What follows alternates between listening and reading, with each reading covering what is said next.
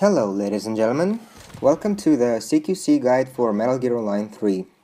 CQC, or Close Quarters Combat, is an essential part of Metal Gear saga, which has been developing throughout the years, and MGS5 is no exception. CQC in MGS5 is brutal, fast, professional, and allows player to quickly prevent enemy from being alerted, gather some intel, and simply clear your way through. That said, CQC is also a vital part of Metal Gear Online. Gathering bounty points in Bounty Hunter mode is really important. Stunning enemies and Fultoning back to outer heaven is the core idea of changing the tide of the game. In this video, we'll try to cover every single CQC move possible. So without further ado, let's dive right into it.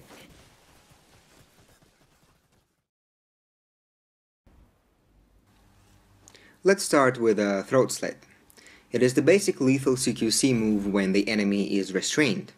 To perform it, get closer to an enemy, grab him with the R2 button, and then simply press the action button. Additionally, by pressing the L1 button, you can interrogate an enemy.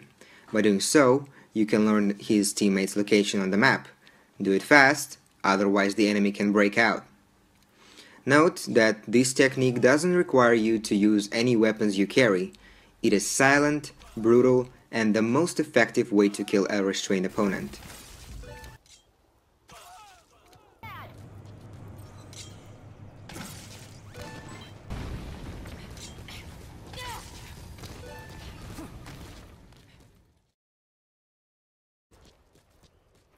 The second essential technique is the choke. It is the most silent, non-lethal CQC move in MGS5. To perform it, grab an enemy and quickly tap R2. After some time, the opponent will lose his consciousness.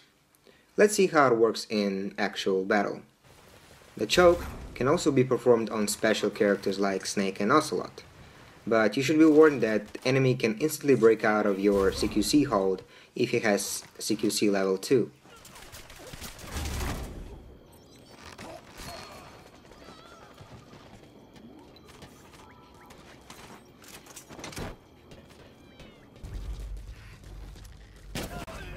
I would also recommend you to avoid players who use psychokinetic powers, but in other cases, you should be good at performing the choke.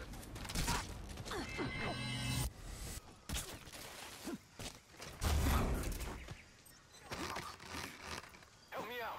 Help me out! Enemy spotted.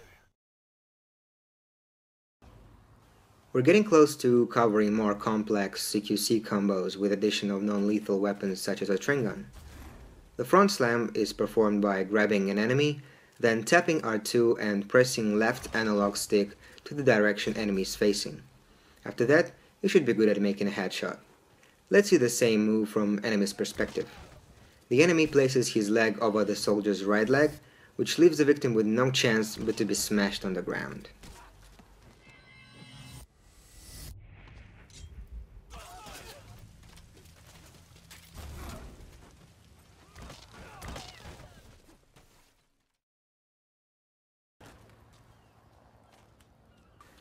The back slam might look similar to the front slam, and I have to say it is, but I find the back slam a little bit more convenient.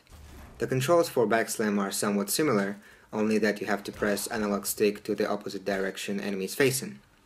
The outcome is better since the enemy's head is closer to your character, and it's way easier to make a headshot.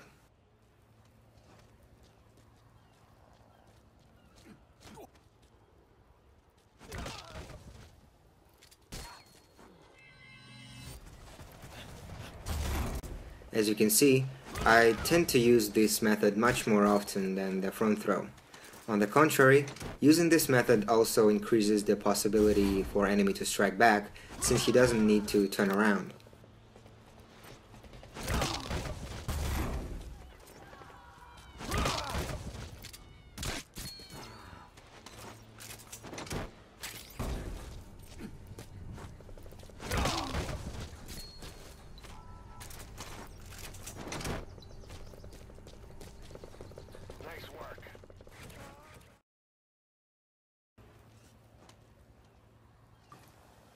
Human shield is really easy to perform.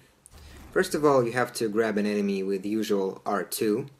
The next step is pressing L2, aiming button. In this position, you have a full control over the enemy, and you can use him as a human shield in both sitting and standing positions. Note that friendly fire is on when you have someone restrained, so it's very difficult to make a precise shot without killing the teammate. Not many people know, but team kill punishes you with +3 bounty, so you have to be really careful when shooting the enemy who uses your teammate as a protection. We have a sexy PIMP over here, so why not to give her a hug of a strong man?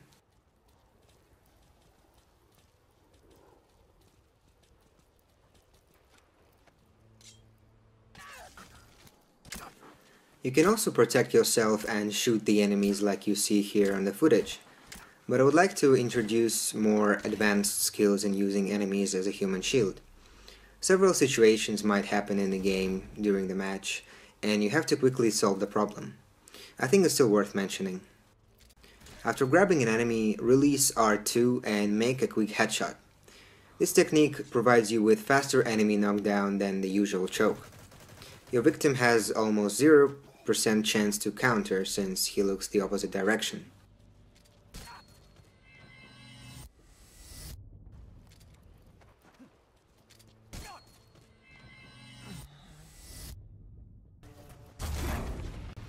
The best example in the field will be, of course, on Snake. Have a nice trip.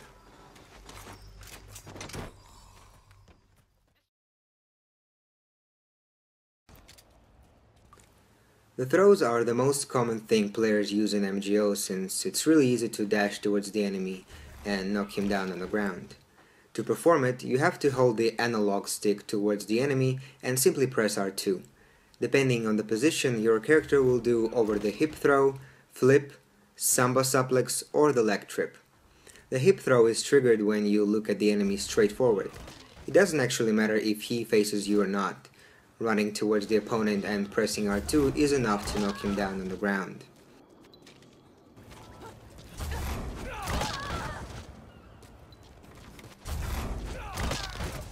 The flip is triggered when the enemy approaches you from the left shoulder.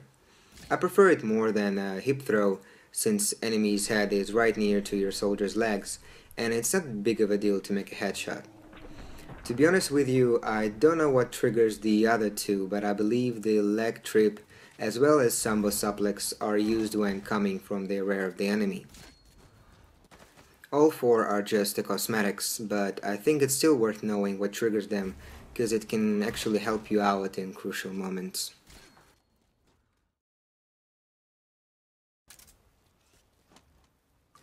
The punch is the easiest move to perform, but it also maximizes the risks of being killed. To make a punch, come close to an enemy and repeatedly press R2. The punch to the face is the fastest way to knock enemy down, especially when using CQC level 2. On the contrary, it gives the enemy an opportunity to counter your CQC with his CQC in such a fantastic manner. If you've been knocked down with a punch to the face, press R2 to perform a remarkable comeback with a headshot.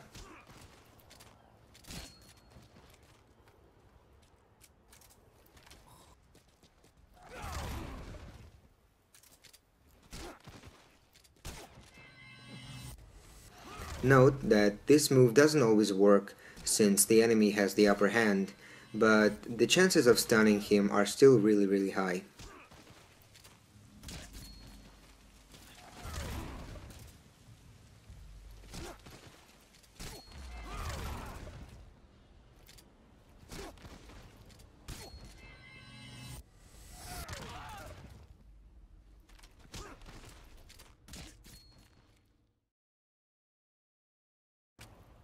Fulton Punch is available only for infiltrators with the skill Fulton level 3. It is fair to say that this ability was made for people who are not really good at stunning enemies with traditional CQC moves. But as it turns out, many less experienced players tend to just run around and punch every single enemy they see. To make a Fulton Punch, simply rush towards the enemy and press R2 when near. Your character will punch the enemy hard, simultaneously attaching balloon to his back. Usually those players become huge pain in the ass, since it's relatively easy to kill a person who runs towards you like an idiot. Instead of stealing bounty points, infiltrators become guinea pigs for getting them.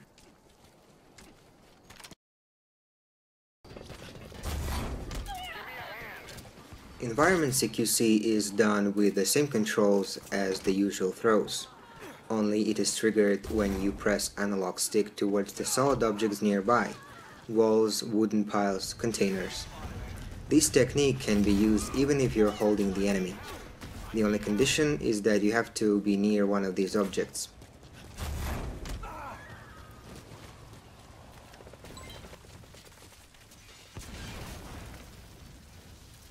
Diving onto enemy is the good way of knocking him back on the ground, but I must warn you that the dive doesn't count as a CQC move, so the best solution here is to shoot the enemy. This technique is useful in closed environments and when you hide behind the corners.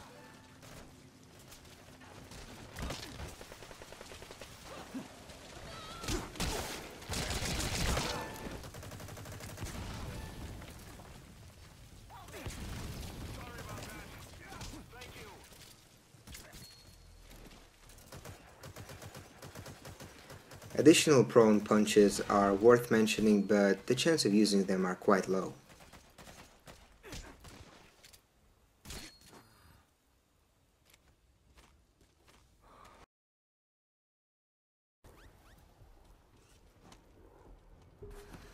Okay, I guess we've come to the most important and interesting part of the guide, of course the box CQC.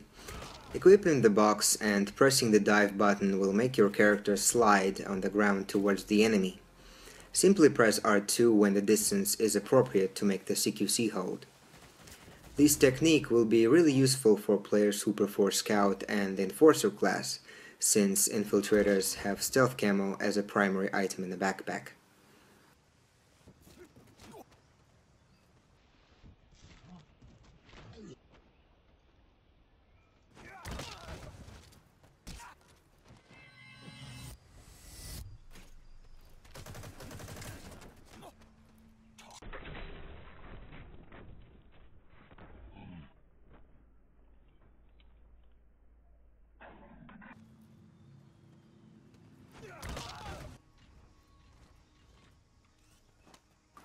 Combining CQC slams with the box slide is another interesting technique you might use from time to time. Since the box deals a lot of stamina damage, adding the slide to a CQC slam will instantly knock out anyone who will try to stand up.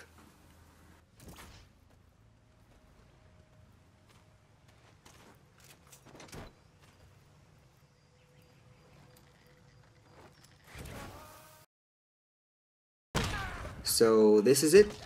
I hope you refreshed the basics of CQC and found something interesting in this video. I'm really looking forward to meeting you in Metal Gear Online. Thank you for watching.